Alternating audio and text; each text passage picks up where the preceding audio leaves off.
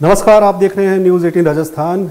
आज इस खास मुलाकात में आपका स्वागत है। हमारे साथ आज खास मेहमान हैं बीजेपी राजस्थान के प्रदेश प्रभारी अरुण सिंह जी, जो कर्नाटक के भी इंचार्ज हैं और राज्यसभा एमपी होने के साथ साथ बीजेपी हेडक्वार्टर के इंचार्ज भी हैं। स्वागत है अरुण सिंह जी आपका हमारे इस खास कार्यक्रम में। तो शुरू करते हैं बातचीत का सिलसिला। अरुण सिंह जी, अभी राजस्थान में आप इस समय यहाँ पर हैं, जबकि सियासी तापमान यहाँ का काफ़ी बढ़ा हुआ है। आप यहाँ पर पार्टी की कार्यकारिणी की बैठक में आए थे। आला कमान की तरफ से क्या संदेश लेकर के आए थे, क्या संदेश आपने दिया है? देखिए, संदेश साफ है कि भारतीय जनता पार्टी को सर्वव्यापी और सर्वस्पर्शी बनाना है। सभी समाज को पार्टी के साथ जोड़ना है और सर्वव्यापी मतलब सभी बूथ पे भारतीय जनता पार्टी स्ट्रांग हो। उसके लिए आवश्यक है कि जो पार्टी के कार्यक्रम हैं वह कार्यक्रमों के क्रियान्वयन ढंग से नीचे तक हो भी रहा है। राजस्थान में संगठन की बैठकें नियमित रूप से हो रही हैं, काम का डिस्ट्रीब्यूशन हो, नीचे तक पार्टी का संगठन सुचारू और सुदृढ़ रूप से काम करे और उसी के साथ साथ पार्टी के जो कार्यक्रम हो उनका क्रियान्वयन अच्छी तरीके से हो। मैं बताते हुए हर्ष हो रहा है कि भारतीय जनता पार्टी के राजस्थान यूनिट ने सेवाई संगठन के कार्य बहुत अच्छे किए हैं। लोगों को चाहे फेस कवर के वितरण हो, लोगों को भोजन वितरण हो, परिंदों को चारा देने का काम, यहाँ तक कि एम्बुलेंस के माध्यम से लोगों को पहुँचाने का काम, ब्लड डोनेशन का कैंप लगाया गया, अच्छा काम किया। राजस्थान भारतीय जनता पार्टी का संगठन बहुत अच्छा काम कर रहा है। संगठन अच्छा काम कर रहा है आपका कहना है, लेकिन हम देख रहे हैं केवल बीजेपी की बात नहीं, हम देख रहे हैं कि दोनों ही पार्टी राजस्थान में जो कांग्रेस हो या बीजेपी हो, वहाँ पर एक अजीब तरह की खींचतान जो है वो साफ साफ नज़र आ रही है। वो आपकी पार्टी में भी नज़र आ रही है। ये आए दिन हम सोशल मीडिया पर और मेन स्ट्रीम मीडिया पर भी हम आए दिन ये देख रहे हैं। आप खुद की पार्टी में ये चीज़ कहाँ तक देख पा रहे हैं? हाँ, मुझको तो भारतीय जनता पार्टी राजस्थान यूनिट में कोई भी खींचतान नहीं दिख रही है। सतीश पुनिया जी के नेतृत्व में अच्छा काम हो रहा है संगठन का और सब कुछ ठीक है। देखिए, सब कुछ ठीक है। अगर ठीक नहीं होता तो हम 21 में से 14 जिला पंचायत के अध्यक्ष हमारे जीते, कांग्रेस को करारा हार भी मिला। सभी सांसद 25 के 25 सांसद विधायक अच्छा काम कर रहे हैं, जो संगठन काम दे रहा वो कर रहे हैं। मुझको लगता है कि सोशल मीडिया और थोड़ा मीडिया के माध्यम से एक परसेप्शन ऐसा बन रहा है कि भारतीय जनता पार्टी में खींचतान है। खींचतान कोई नहीं है, सब एक मत से काम कर रहे हैं। और मुझको लगता है कि अगर खींचतान है तो कांग्रेस पार्टी के अंदर है। उनके अवश्य रूप से दो गुट दिख रहे हैं, एक्सपेंशन वहाँ पे हो नहीं रहा है। कांग्रेस के विधायकों की अलग बैठक हो रही है। कांग्रेस के लोग केंद्र में जा कर के राहुल गांधी, सोनिया गांधी जी समय मांग रहे हैं, तो खींचतान उधर है। हमारे यहाँ कोई खींचतान नहीं है। सभी एक ही मनोयोग से संगठन को मजबूत करना और राजस्थान की जनता की सेवा करना और राजस्थान की जनता के मुद्दे को उठाना प्रभावी रूप से, यह काम कार्यकर्ता कर रहे हैं, अच्छा काम कर रहे हैं। जब हम कांग्रेस से बात करते हैं तो वो कहते हैं बीजेपी में आपसे खींचतान है। आपने अभी बीजेपी जब खींचतान की बात हुई तो आपने कहा कि नहीं, वो कांग्रेस में खींचतान है, कांग्रेस में जो है गुट बने हुए हैं। लेकिन अभी हाल ही में 3 सीटों पर उपचुनाव हुए, बीजेपी उनमें से केवल एक ही जीत पाई। देखिए, वो बाकी दोनों सीटें हमारे पास थी नहीं, वो कांग्रेस की ही सीटें थी। और मुझको लगता है कुछ पॉलिटिकल मैनेजमेंट और कुछ कैंडिडेट, इनके कारण हम दोनों सीटें कांग्रेस अपना रिटेन कर गई। बाई इलेक्शन में कोई हवा नहीं होती किसी भी पार्टी के पक्ष में। उनकी प्रदेश की सरकार है, सरकार थोड़ा मैनेजमेंट अच्छा कर ली, मंत्रियों को बैठा दिया तो वो चुनाव जीत गए। लेकिन जिला पंचायत के चुनाव में 21 में 14 हम जीते हैं, ये बड़ी बात है। कांग्रेस धराशायी हो गई पूरे प्रदेश भर में, ये अच्छा रहा। और 1-2 बाई इलेक्शन से कभी भी किसी भी पार्टी की परफॉर्मेंस को नहीं आप परख सकते हैं। पार्टी अच्छा काम कर रही है और कांग्रेस से लोग बहुत नाखुश है। नाखुश भी हम कहें तो आक्रोशित बहुत अधिक है। बहुत मुद्दे हैं उनके खिलाफ। आप बताइए कि कभी हो सकता है कि मुख्यमंत्री घर से न निकले कोविड के दौरान? ये कैसे जनसेवक हैं? बगल के राज्य उत्तर प्रदेश है, वहाँ के मुख्यमंत्री योगी जी को कोविड हुआ, जैसे नेगेटिव आया 2 दिन के बाद वो एक एक दिन में 5-5 जिलों की बैठकें लेने लगे। तो नेता, जो प्रदेश का नेता होता, मुख्यमंत्री होता, मुखिया होता, उसको विजिबिलिटी होनी चाहिए, उसको फील्ड में जाकर के सेवा का काम करना चाहिए।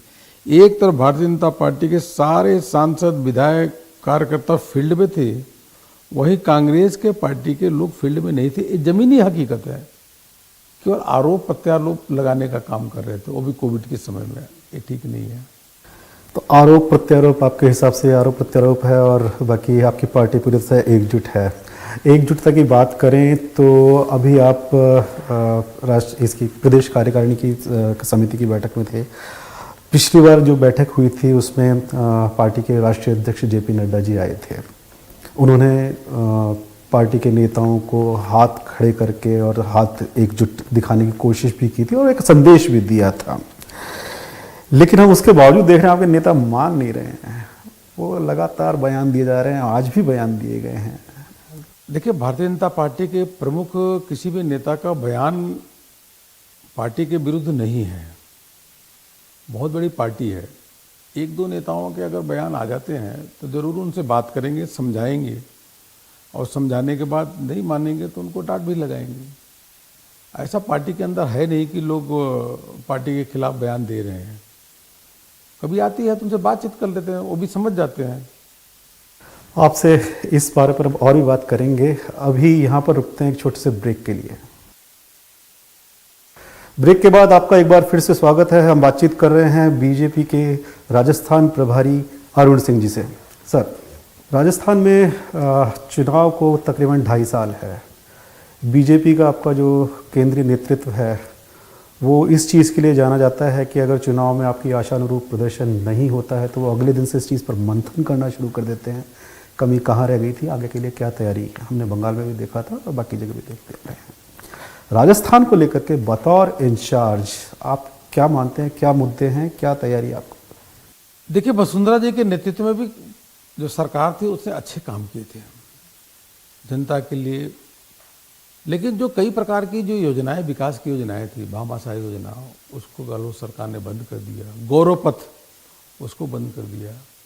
एक झूठे वादे दिखा करके ये सरकार सत्ता में आई कि किसानों का कर्जा माफ़ कर देंगे। आज किसान इंतजार कर रहा है कि हमारा कर्जा कब माफ़ करेंगे। बेरोजगारों को भत्ता देंगे, बेरोजगारी भत्ता कहाँ मिल रही है। संविदा कर्मचारी थे, उन्होंने कहा कि आपको रेगुलराइज करके परमानेंट कर देंगे, वह इंतजार कर रहे हैं। तो विकास का मामले बिल्कुल ठप हो चुके। जो वादा किया, झूठे वादे, राहुल गांधी मंच पे आए थे, आपको ध्यान होगा अमित जी, मंच पे कहते 1, 2, 3, 4, 10 दिन के अंदर किसानों का कर्जा माफ कर देंगे। 2.5 साल में कुछ हुआ नहीं है। लगातार राजस्थान पीछे चला जा रहा है और स्थिति ये है कि विकास तो हो नहीं रहा है, यहाँ पे विनाश है, पूरी तरीके से फेल है।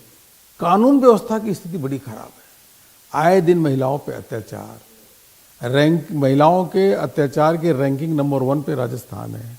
दलितों के, नाबालिगों, लड़कियों के साथ जिस प्रकार से बलात्कार हो रहा है, कानून व्यवस्था ध्वस्त, अपराधी अपने आप घूम रहे हैं, अपराधियों को कोई डर ही खौफ नहीं है। अब बताइए, जिस प्रदेश में अगर सांसद रंजीता कोली भारतीय जनता पार्टी के सांसद हैं, भरतपुर में अगर उन पे जानलेवा हमला हो जाता है, अगर सांसद ही सुरक्षित नहीं है तो आम जनमानस कैसे सुरक्षित है। मैंने प्रदेश जिले वाइज सूची बनवाई कि किस जिले में कितनी घटनाएं घटी। कोई भी जिला ऐसा नहीं है जहां पे आपराधिक घटनाएं, महिलाओं पे अत्याचार लगातार न हो रहा हो। मतलब पुलिस भी अत्याचार कर रही है। ये जयपुर शहर में एम्बुलेंस के अंदर रेप हो रहा है, गैंग रेप हो रहा है। इस प्रकार का तो कहीं भी देश में, किसी भी राजधानी में, किसी भी राज्य में ऐसी स्थिति नहीं है जो यहाँ पे स्थिति है। मुझको लगता है कि गहलोत जी केवल अपनी कुर्सी बचाने में लगे हैं, जबकि जनता ने सेवा करने के लिए उनको बैठाया है। जनता सेवा से कोसों दूर है। और कोविड के समय ही लीजिए, ये पहला ऐसा प्रदेश है वैक्सीन जमीन में गाड़ी हुई है, जब वहां पे वैक्सीन कहाँ मिल रहे हैं? जमीन के अंदर। रेमडेसिविर आप पंजाब को दे देते हैं। वेंटिलेटर केंद्र सरकार, मोदी सरकार देती है, प्रधानमंत्री मोदी जी देते हैं, उसका कूड़ा करकट में डाल देते हैं। आखिर किस लिए? क्यों आप चाहते हैं कि मोदी जी का श्रेय ना लगे? अरे भाई, गहलोत सरकार को ये सोचना चाहिए कि जनता के लिए जो मोदी सरकार भेज रही है उसको तो उनको तो दे दो भाई। राजनीति तो हम कर लेंगे, लेकिन जिसलिए आप बैठे हैं, प्रदेश के सेवक के रूप में बैठे हैं, कम से कम उनके हक क्यों मारते हैं? प्रदेश की जनता देख रही है, प्रदेश की जनता समझ रही है, पूरी तरीके से फेलियर सरकार है। फेलियर सरकार है। अभी आपने जनता के मुद्दे की बात की, कानून व्यवस्था की बात की, बेरोजगारी की बात की। कुछ एक मुद्दे हैं, जैसे महंगाई का मुद्दा, पेट्रोल डीजल के जो दाम आ रहे हैं, वो फ्री वैक्सीनेशन सभी के लिए, उसकी बात हो। कांग्रेस यहाँ पर ये दावा करती है कि ये मुद्दे उन्होंने उठाए हैं, उस पर ये एग्रेसिव रहे हैं, इसलिए ये सब चीज़ें फ्री वैक्सीन देनी पड़ी है। बीजेपी महंगाई जैसे मुद्दे पर, राजस्थान की जो बीजेपी है वो महंगाई वाले मुद्दे पर अपने आप को कहाँ देखती है? देखिए, कांग्रेस तो हमेशा झूठ बोलती है। यही राहुल गांधी जी थे, मोदी वैक्सीन करके बदनाम कर रहे थे। 9 महीने के अंदर देश के अंदर पहली बार ऐसा हुआ 2 वैक्सीन बनी, देश के अंदर बनी, इंडिजिनियस बनी। इसमें हम सब प्रधानमंत्री जी का अभिनंदन करते हैं। यही कांग्रेस पार्टी है, यही कांग्रेस के मुख्यमंत्री हैं। उन्होंने पहले क्या किया? उन्होंने कहा वैक्सीन जो लगाने का काम है, वैक्सीनेशन के लिए डिसेंट्रलाइज कर दो। आप ही क्यों श्रेय लेते हो? हम खरीदेंगे, हम लगाएंगे। प्रधानमंत्री जी ने कहा आप लगा लो भैया, आप खरीदो। आप तो, इन्होंने ऑर्डर ही नहीं दे पाए, इनको वैक्सीन मिली नहीं। 2000 करोड़ रुपए की जगह 300-400 करोड़ रुपए का केवल ऑर्डर दे पाए, वो भी ऊंचे दाम पे दिया। तो इनकी तो इस प्रकार से मांग थी कि पहले डिसेंट्रलाइज करो, फिर हाथ खड़े कर देना। तो उसके बाद प्रधानमंत्री जी ने कहा कि 18 साल से उम्र के अधिक के सभी लोगों को फ्री में वैक्सीनेशन करेंगे। प्रधानमंत्री जी का अभिनंदन करते हैं। उसी प्रकार से आप देखिए, ऑक्सीजन में भी केंद्र जब ऑक्सीजन दे रहा है तो आपका टैंकर क्यों नहीं भाई? टैंकर की व्यवस्था आप करो, करें, अब टैंकर भी दे दो आप। आपके लिए जो पीएम जो केयर के नाम से जो आपके जो मेडिकल इक्विपमेंट दिए थे ऑक्सीजन प्लांट लगाने के लिए, उसको भी आपने नहीं लगाया। तो भाई, आपको जो केंद्र में प्रधानमंत्री जी आपको दे रहे हैं उसको जनता के लिए उपयोग करो। आखिर जनता को उसका खामियाजा क्यों भुगतना पड़े आपकी नाकामी के कारण? या आपके मन में पाप है? आप सोचते हो मोदी जी को श्रेय न मिले, केंद्र को श्रेय न मिले, तो ऐसा काम नहीं करना चाहिए। सरकार के मन में पाप है। नहीं तो इतनी चीज़ें जिस प्रकार से मिसमैनेजमेंट हुआ, वो मिसमैनेजमेंट कभी भी नहीं करते, और करना भी नहीं चाहिए, किसी को करना भी नहीं चाहिए। केंद्र और राजस्थान, केंद्र और प्रदेश की जो राजनीति है, उस राजनीति में जैसे आपने कहा कि जो केंद्र से मदद आई थी, उस मदद को जो सहायता मिलनी चाहिए थी वो नहीं मिल पाई, जो अपेक्षित थी वो नहीं मिल पाई है। इसके उलट ये भी कहा जाता है कि राजस्थान से जो 25 सांसद चुने गए हैं, बार बार कहा जा रहा है कि 25 सांसद चुने गए हैं, वो राजस्थान की बात जो है वो केंद्रीय आला नेतृत्व तक पहुंचा नहीं पा रहे हैं। क्या सही मानते हैं? देखिए, ये सब तो 1-2 मंत्री हैं गहलोत के, उनको सरकार के, उनको जानकारी नहीं है। हम लोग पूरे कोरोना के समय, कोविड के समय डेली 9 बजे पूरे महीने भर मैं बैठा हूँ। रेमडेसिविर की मात्रा और अधिक प्रदेश को देना चाहिए। मनसुख मांडविया जी, केंद्र के मंत्री, वह हमारी बैठकों में शामिल हुए। यहाँ के सांसदों ने कहा कि हमको एक कोटा बढ़ाइए, वो कोटा बढ़ाया गया। ऑक्सीजन का कोटा यहाँ के सांसदों के कारण ही बढ़ाया गया। तो यह इनका कहना गलत है। और मैं कहता हूं कि जब आपको दिया गया जो पीएम केयर फंड के माध्यम से ऑक्सीजन प्लांट, आप क्यों नहीं लगाए? पीएसए आपने क्यों नहीं लगाया? आप तो बताओ क्यों नहीं किया आपने? गहलोत सरकार को यह बताना चाहिए कि नेटसेल में कोविड-1 और कोविड-2 के दौरान इन्होंने क्या तैयारी किया? कोई तैयारी ही नहीं किया। केंद्र से पैसा देने के बाद भी तैयारी नहीं किया। हमारे सांसद तो दिन रात करते रहे, फील्ड में उन्होंने काम किया।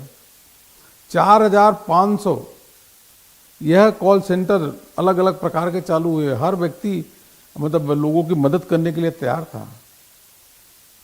सांसद फील्ड में थे और डेली हम लोग बैठक करके समीक्षा करते थे, डेली बैठक, प्रदेश से समीक्षा, जिले की बैठक, मंडल में लगातार समीक्षा होती थी कि सेवा के कार्यक्रम करते रहो, लोगों की सेवा करो। उस सेवा के काम में हमारे कार्यकर्ता लगे और बहुत अच्छा काम किए, अपनी जान की चिंता किए बिना भी कार्यकर्ता किए, और कई कार्यकर्ता हमारे बीच में नहीं भी रहे, हम उनको श्रद्धांजलि भी देते हैं, बहुत अच्छा काम किया। जी, अरुण सिंह जी से बातचीत का सिलसिला जारी रहेगा। अभी यहाँ रुकते हैं छोटे से ब्रेक के लिए। ब्रेक के बाद इस खास मुलाकात में आपका एक बार फिर से स्वागत है। सर जी, बीजेपी जो राजस्थान में है, ये हमेशा एक चेहरे पर चुनाव लड़ती आई है, 2013-18 उससे पहले भी। पिछली बार भी यही केंद्रीय नेतृत्व था, तब भी एक चेहरा दिया गया था। इस बार के लिए आपकी क्या तैयारी है? देखिए, मैं स्पष्ट करना चाहूँगा कि यह हमारा पार्टी का पार्लियामेंट्री बोर्ड है, वह तय करता है। नेतृत्व चेहरा देख मुख्यमंत्री का चेहरा प्रोजेक्ट करके जाएंगे या नहीं जाएंगे। आप बताइए कि उत्तर प्रदेश और उत्तराखंड में हमने कलेक्टिव लीडरशिप के आधार पर चुनाव लड़ा, कोई चेहरा नहीं प्रोजेक्ट किया था। हमारी 3/4 बहुमत के साथ सरकार बनी है। कई जगहों पे जैसे अभी हरियाणा है और इधर महाराष्ट्र है, हम नेतृत्व का चेहरा दे करके लड़े। तो ये झारखंड में नेतृत्व का चेहरा था। तो देखिए, हम नेतृत्व का चेहरा देते भी हैं, नहीं भी देते हैं। गुजरात में नेतृत्व का चेहरा दिया, सीएम कौन रहेगा, तो दोनों प्रकार की बातें होती है। वो केंद्रीय जो चुनाव अपना पार्लियामेंट्री बोर्ड होता है, वह पार्लियामेंट्री बोर्ड सही समय पर निर्णय लेता है कि मुख्यमंत्री का चेहरा होगा कि नहीं होगा, होगा तो कौन होगा। चुनाव तो बहुत दिन आगे है, तब केंद्रीय नेतृत्व जो फैसला करेगा वही हम सबको मान्य होता है। और मुझको लगता है सभी भारतीय जनता पार्टी के कार्यकर्ताओं को केंद्रीय जो पार्लियामेंट्री बोर्ड है उसी के निर्णय का ही इंतजार करना चाहिए।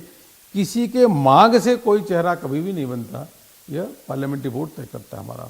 तो इसी को लेकर के जो होर्डिंग्स और पोस्टर की बात हुई थी, यहाँ पर कुछ चेहरे थे जो हटा दिए गए, कुछ नए चेहरे ला दिए गए। नहीं, ऐसा नहीं। देखिए, मैं आपको स्पष्ट करना चाहूँगा, जो पार्टी कार्यालय के अंदर और पार्टी कार्यालय के ठीक बाहर जो बोर्ड लगता है, उसमें प्रदेश अध्यक्ष मुख्यमंत्री का फोटो होता है। जहां मुख्यमंत्री नहीं है वहां लीडर ऑफ अपोजिशन जो होता है हमारा, उसका फोटो होता है, 2 चेहरा होता है। एक सेट फॉर्मेट है।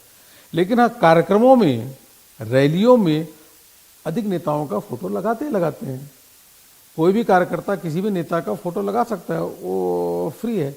लेकिन पार्टी के अंदर, कार्यालय के अंदर, कार्यालय के बाहर, कहीं भी देश में चले जाएंगे तो वह प्रदेश अध्यक्ष, मुख्यमंत्री, अगर मुख्यमंत्री नहीं है तो प्रतिपक्ष का नेता जो होता है उसका फोटो लगता है।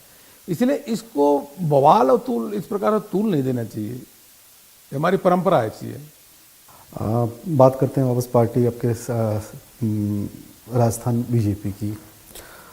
पिछले साल यहाँ पर जिस तरह का एक सियासी उथल पुथल और एक गर्माहट सी आई थी, अभी भी देखने को मिल रही है।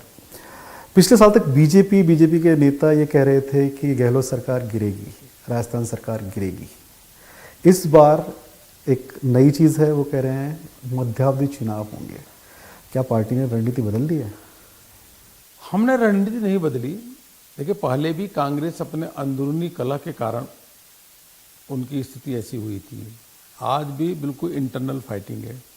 और इंटरनल फाइटिंग में क्या होता है कि कांग्रेस का जो नेतृत्व है ना, आज राहुल गांधी के नेतृत्व से लोगों को कोई प्रेरणा नहीं मिल रही। कांग्रेस के लोगों को लगातार राहुल गांधी का नेतृत्व फेल हो रहा है, सोनिया गांधी का नेतृत्व फेल हो रहा है। दूसरे तो हमारे नेता प्रधानमंत्री नरेंद्र मोदी जी हैं, वह विश्वसनीय भी हैं, भरोसेमंद भी हैं, लोकप्रिय भी हैं और त्यागी और तपस्वी भी हैं। एक वह विश्व के सबसे लोकप्रिय नेता नरेंद्र मोदी जी हैं, जिनसे देश भर के कार्यकर्ताओं को प्रेरणा मिलती है, प्रदेश के संगठन को भी प्रेरणा मिलती है। वह नेतृत्व है और दूसरी तरफ कांग्रेस का नेतृत्व है। इसी के कारण आप देखिए, कांग्रेस की स्थिति पंजाब में बिल्कुल टूट के कगार पे है। राजस्थान में मैं बता दूं आपको, जिस दिन एक्सपेंशन हुआ राजस्थान में, उस दिन बड़ा बवाल लगा, उस दिन कांग्रेस टूट के कगार पे आ जाएगी। इसीलिए एक्सपेंशन नहीं कर रहे हैं। हम किसी की सरकार को विशेष रूप से गिराना नहीं चाहते। अपने इंटरनल फाइटिंग से गिरे तो हम क्या कर सकते हैं? हम भी राजनीतिक दल हैं, हम बिल्कुल मौन नहीं रहेंगे, फिर हमारी भी भूमिका होगी उसमें। आपकी भूमिका बतौर इंचार्ज भी एक है। तमाम आपकी चीज़ें हैं। आपने बताया कि पार्टी में अनुशासन है, कैडर बेस पार्टी है, लेकिन फिर भी नेताओं के बयानबाजी रुकती नहीं है। ऐसे नेताओं के लिए बतौर इंचार्ज आप क्या कहेंगे? मैं यही कहूँगा कि अगर किसी नेता को कुछ वक्तव्य देना है, बयान देना है, तो कांग्रेस की विफलताएं हैं जो जनता अपेक्षा करते विफलताओं के बारे में बोलिए। प्लस केंद्र में मोदी सरकार ने जो काम किए हैं वह काम की लंबी श्रृंखला है। अगर मैं गिनाने जाऊंगा तो बहुत समय लगेगा, लेकिन गरीब कल्याण के लिए किस प्रकार से काम किया, 80 करोड़ लोगों को देश भर में अनाज देने का काम किया, 20 करोड़ महिलाओं के अकाउंट में पैसा भेजने का काम किया, 10 करोड़ स्वच्छ भारत के अंतर्गत टॉयलेट्स बने, 8 करोड़ से अधिक लोगों को गैस कनेक्शन दिए गए, 40 करोड़ लोगों को बैंक अकाउंट खोले गए, 2 करोड़ से अधिक प्रधानमंत्री आवास बनाए गए, 2.5 करोड़ से अधिक लोगों को बिजली कनेक्शन उनके घर में मुफ्त में दिया गया। यह कांग्रेस अगर करती इतने 6 दशक शासन करने के बाद, तो यह मोदी जी को नहीं करना पड़ता। और यह भी आगे का आयुष्मान भारत के अंदर सबको स्वास्थ्य बीमा मिले, उसके लिए काम कर रहे हैं। जल जीवन मिशन के माध्यम से हर घर को पीने का स्वच्छ पीने का पानी मिले, उसके लिए काम कर रहे हैं। अगर किसी कार्यकर्ता को बात करनी है तो मोदी सरकार के काम को उसको नीचे तक प्रचार प्रसार करे, उससे 2 लाभ। एक तो योजनाओं की जानकारी और अधिक मिलेगी तो और लोग अधिक लाभ लेंगे, प्लस उपलब्धियों को भी नीचे तक प्रचार प्रसार करना ही चाहिए। यह बहुत सारे काम हुए। अगर मैं रिफॉर्म्स में भी जाऊं तो जिस प्रकार के रिफॉर्म्स हुए हैं, 1 नेशन 1 टैक्स किसी ने कल्पना किया था, जीएसटी, और उसी राहुल गांधी ने उसका मजाक उड़ाया था, गब्बर सिंह टैक्स। अब 1.5 लाख रुपए जीएसटी का कलेक्शन महीने का हो रहा है। 1 नेशन 1 राशन कार्ड अगर कोई किया तो मोदी जी ने किया। धारा 370 के अगर समाप्त करने का काम किया, 600 से अधिक कानून जो जम्मू कश्मीर में नहीं लागू होते थे अब लागू होते हैं। लेह के लद्दाख के लोग खुश हो गए क्योंकि उनकी आंखें सूख गई थी कि कभी लेह लद्दाख भी भारत का अंग होगा क्या। छोड़ चुके थे, लेकिन लेह के लद्दाख के लोग कितने खुश हैं, वह काम किया। इस प्रकार से अनेकों काम प्रधानमंत्री मोदी जी के नेतृत्व में हुआ। एजुकेशन के क्षेत्र में नई पॉलिसी आई, लेबर रिफॉर्म्स आए, कृषि के क्षेत्र में किसानों की आमदनी दोगुनी कैसे हो उसके लिए लगातार काम करके कृषि सुधार बिल आया। अनेकों काम प्रधानमंत्री मोदी जी के नेतृत्व में हुआ है। अगर किसी कार्यकर्ता को कुछ कहना है, मीडिया में भी कहना है, वक्तव्य भी देना है, तो मोदी सरकार की योजनाओं को रट लो, उसको जनता के बीच में कहो, जनता का भी भला होगा और जो कार्यकर्ता गुणगान करेगा उसका भी भला होगा।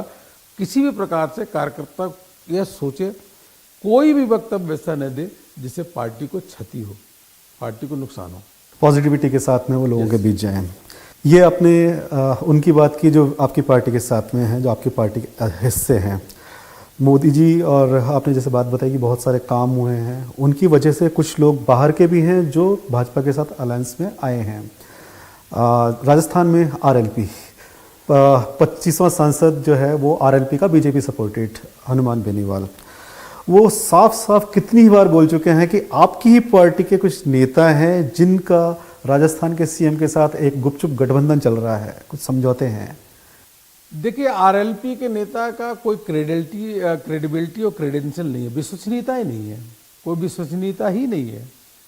कभी जिंदगी में सांसद नहीं बनते, और मोदी जी की लोकप्रियता के कारण वो सांसद बन गए। और अभी तो जो स्थानीय जो चुनाव हुए हैं पंचायत के, उसमें हार गए। तो और जो अभी बाई इलेक्शंस हुए, वो बाई इलेक्शन में सीधे कांग्रेस को मदद करने का काम किया, तो उनकी विश्वसनीयता नहीं है। इसलिए उनके वक्तव्य पर मैं क्या बोलूं। हमसे बातचीत के लिए बहुत बहुत शुक्रिया अरुण सिंह जी। खास मुलाकात में आज बस इतना ही। खबरों के लिए आप देखते रहिए News 18 राजस्थान। नमस्कार।